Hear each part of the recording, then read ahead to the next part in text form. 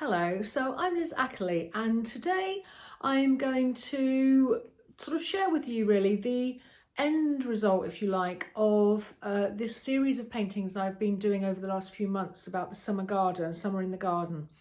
And a few months ago I went and spent quite a lot of time in a wonderful garden that's open to the public in Didsbury in Greater Manchester, called the Old Parsonage Gardens.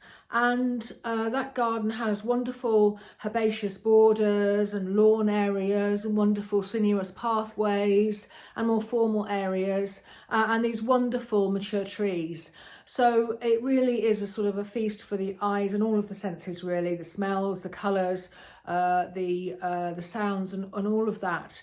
And so having immersed myself in the garden, I then have been developing the studio, a series of paintings of two different sizes.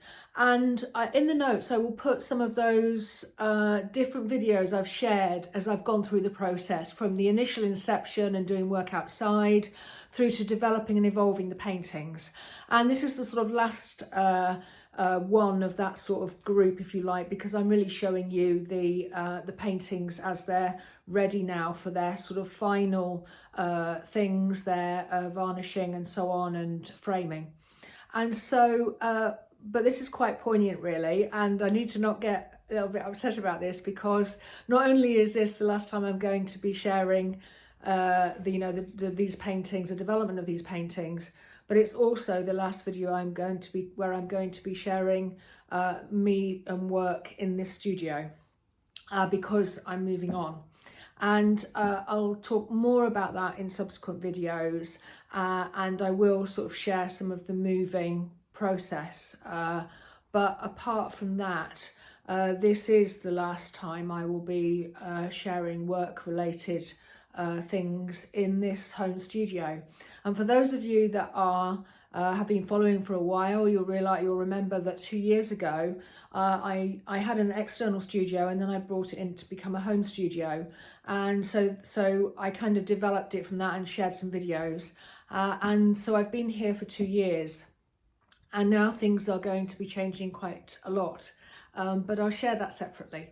So without further ado, I'm going to turn the camera around and just share with you the paintings themselves, a little bit about them in perspective and some close-ups, but also some of the work that is still on the wall, that has been the inspiration, because I think it's useful for you to be able to see the way in which the studies and all of the work ongoing that is done on paper informs the paintings, yet the paintings are not copies of them. It's just the studies and things just immerse me in the way of the garden, if you like, and that is why I do so many studies. And it's never to copy, but it's always to understand what it is I'm trying to get at, to unpick, to test and evolve mark making and all of those things. So without further ado, I'm going to turn the camera around and get going. Okay, so I just start with this, what I call the drawing wall, where I do a lot of the studies and pin them up. And it's a bit like, a compost heap. I kind of continually rearranging them, turning them, removing ones and adding others. But on the wall at the moment, I've got what were my original Taking a Line for a Walk drawings done on location. They became instrumental in me thinking about the idea of the garden as a journey, which is very relevant for the larger pieces of the Summer Garden series. And then these were done starting with small pieces that were then extended. And if I go in, you can see those small pieces that were the start points. They were stuck on, and then a drawing was evolved from them. And then as I show you the paintings, I think you will see the relationship, albeit they're similar but different. And then on the shelf there are these small pieces that I did, and I did these in the studio and on location. And these were done on location, and they're not square, and I did others in the studio that were square. And the idea is that you have two shapes, one line and three details, so you keep it really simple. And those are they. And then further along are some of those reformatted collages that I used, and I actually used those on the actual paintings as well, and some colour swatches. And then on the table, these were studies, and I showed them in one of my videos, where I was actually using black and white, mainly charcoal, doing very quick thumbnail drawings of the paintings to understand a little bit more about what was working and what wasn't, and what I might change. So I did them at various sizes, and these are just a selection. And then my pots of mixed media that I use with the paint, and that's just the last of my painting palettes actually at the back there. So what I'm going to do now is share the paintings with you. So these are the 4 paintings, and I'll just go ahead and share them with you. They each have a different focus. So this one is more about looking through and beyond and into the garden, hence its title. And it's got a sort of a richness of colours and lots of mark making, and hopefully you can see that. Lots of layers in these paintings. These ones have been varnished now, so they're lovely. Rather than being shiny, which doesn't really suit my work, they're now quite matte, although I'm using a satin varnish on them.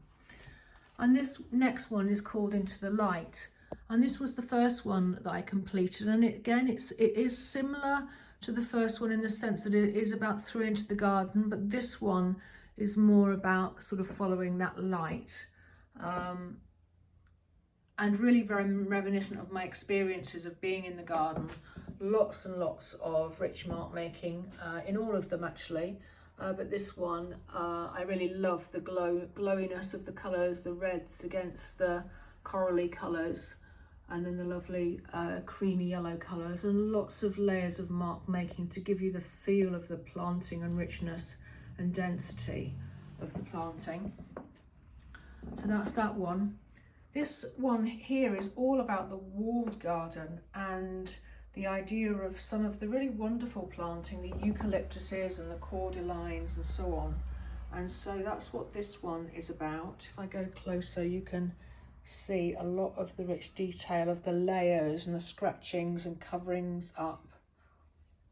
And then this final piece is really all about looking through the garden and beyond to the garden gate. So this is what this one is about, looking towards the entrance of the garden. And there's lots of different ways in which I've applied the paint here. So some of it is really thick, and you can see the brush strokes and the thickness of the paint. Other areas are very much transparent and thin, and there's lots of mark making as ever. And there were lots of layering and readjustments of this one, and this one I've used quite a lot of drippy paint as well. So this one is about looking towards the garden entrance. So those are my 4 larger paintings, and these ones are the smaller panels of 30 centimetres square. And unlike the larger ones, which are all about the journey through the garden, these are more about being amongst the planting sort of closer up. So there's lots of rich colours and mark making in these, and some of them have more prominent collage than others.